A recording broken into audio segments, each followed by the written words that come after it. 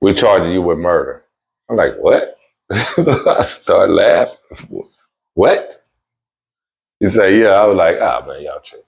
He said, yeah, you got $1 million bond. I'm like, what? Okay, there's no, okay, this is serious now. I'm like, what? So he's like, yeah, you got $1 million bond. If there's a shoestring missing, they're gonna give you capital murder. I'm like, what? He was 2 months when I got arrested. So,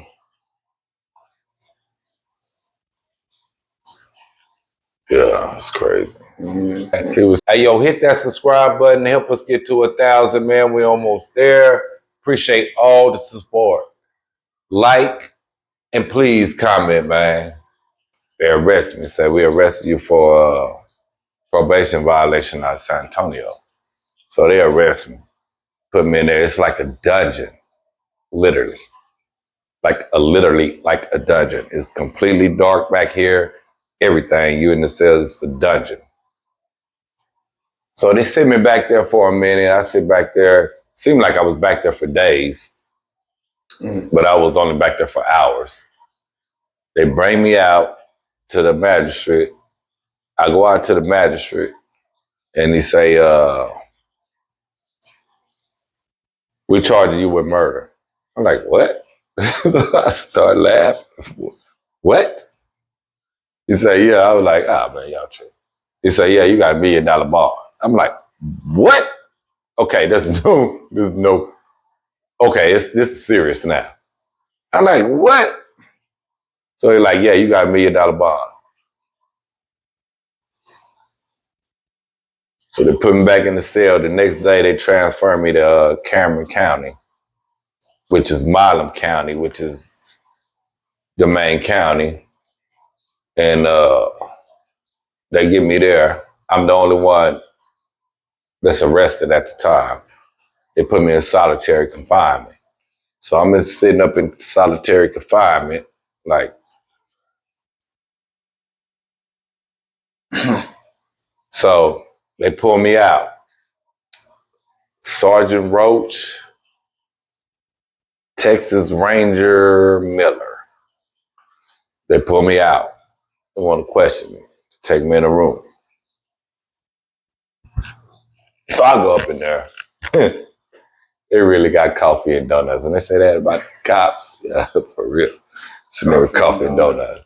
They gonna offer me some. With your mother. Nah, I don't want no damn coffee and donuts. So they talk to me, they like, tell us what happened. I don't know what y'all talking about.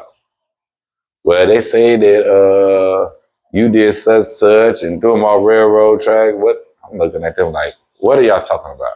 What are y'all talking about?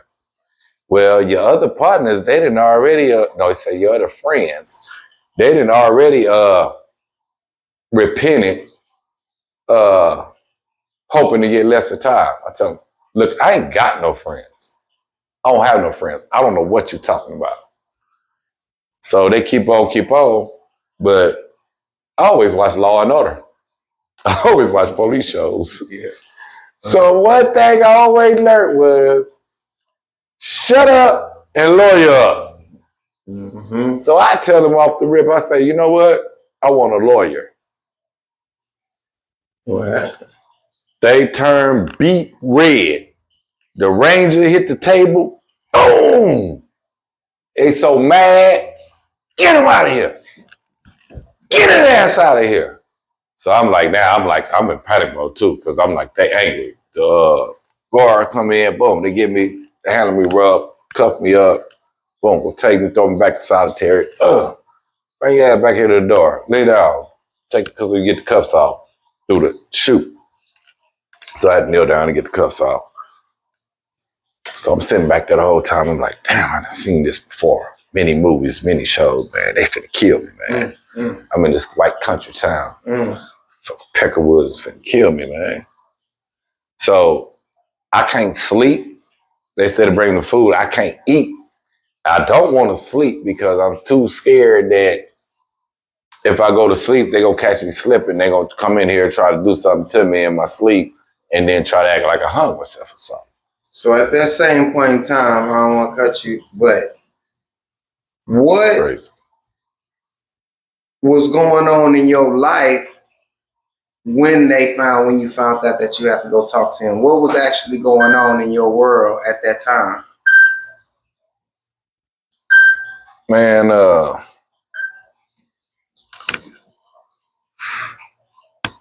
my now wife, which was my son's mother then, she just had my son he was 2 months when I got arrested. So,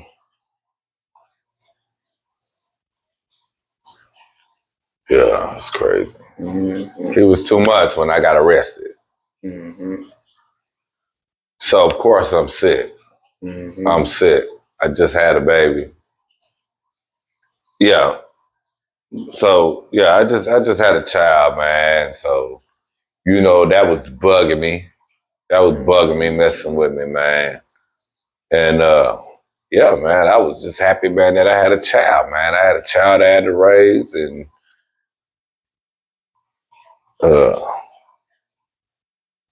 that was my priority. Mm-hmm.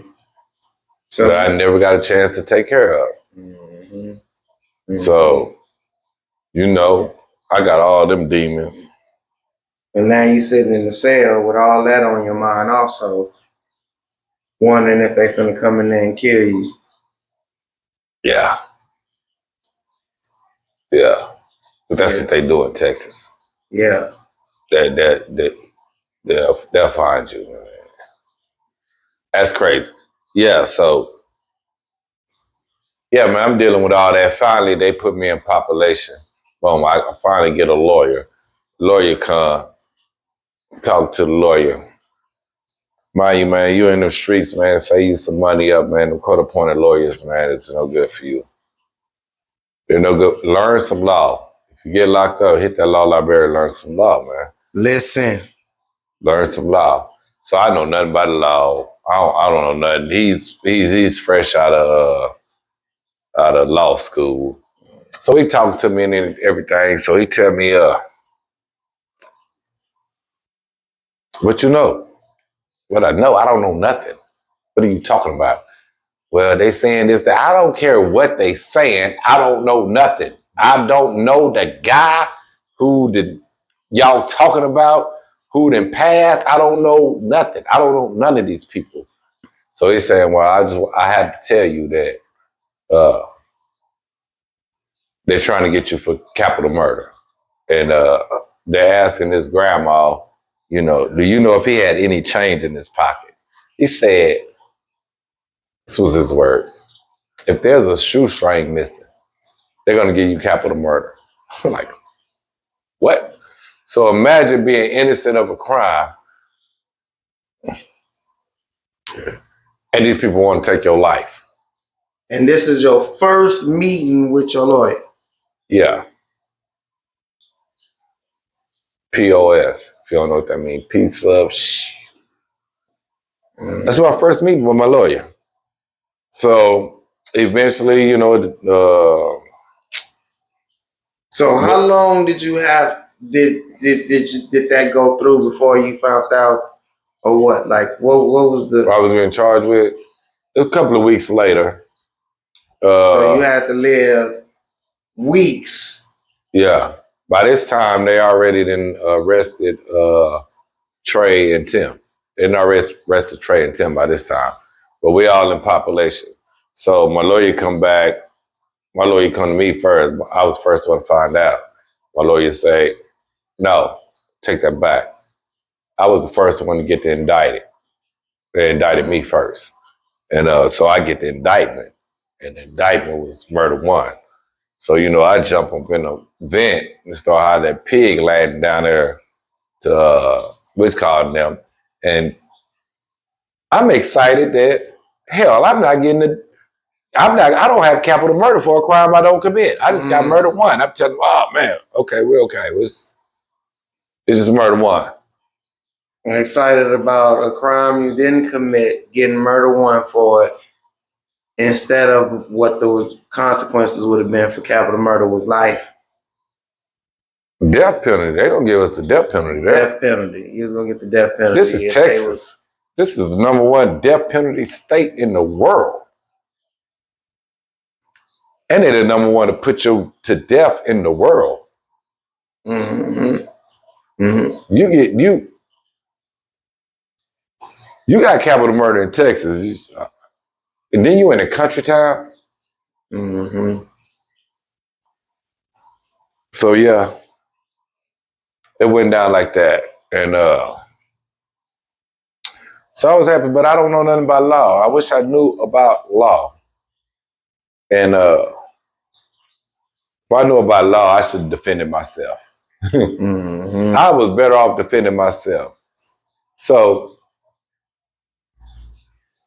we end up finally going to court, right? Mm-hmm. And we doing the border, whatever it is. We're picking the jury. They excluded all the blacks. They got all the blacks off the jury. I had no black jurors. None. I had You didn't have not one black juror. No, not one. None of your peers. They excluded every last one of them. They had excuses to exclude every last black juror. They excused all of them. I had like 11 whites and one old Mexican girl, lady. First and foremost. That's a straight violation right there, off the jump. You didn't even get started with the case and you got violated. So as information started trickling into me, right? And I wonder why my lawyer never brought this up at trial. Okay, so let's jump into this. How this all came down. So Chris Evans, that's his name. Chris Evans, he's one of the people who found the body. It's the crazy thing. He led 3 other people he was with to the body. He led them to the body. So one of the dudes that was messing with the body, one of his name Adam Norton, he say, man, this looked like a human leg bone. We need to go to the police. So it was another dude with them named Ruben. He didn't want to go to the police because, he had warrants, whatever. But that's irrelevant. And anyway, so Chris, Adam Norton, and one other guy, they went to the police, told them what they found. They go out there, do all their stuff. So they got the body. They don't know who they got bones. They got bones. They don't know who it is. It's been that long. And so